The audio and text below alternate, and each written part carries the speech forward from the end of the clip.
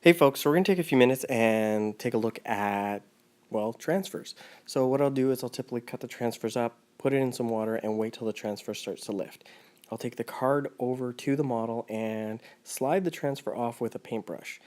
The more water that you have on the transfer, the easier it is to manipulate on the model.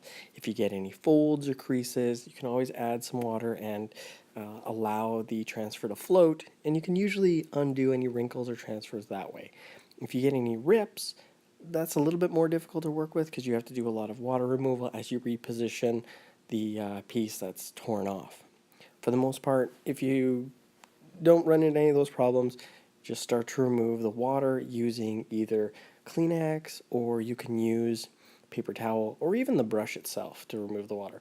Typically work from the center out, but depending on the shape of the transfer and where you kind of have it seated will dictate whether or not you have to go from the sides or from the center out. But usually, if it's a flat surface, you'll probably want to start from the center out.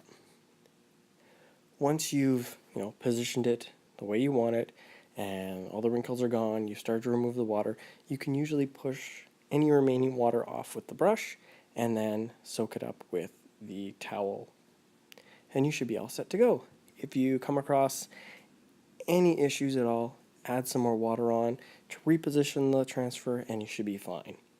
If you guys have any other tips or tricks when it comes to transfers, I think for the most part that should cover just the basics.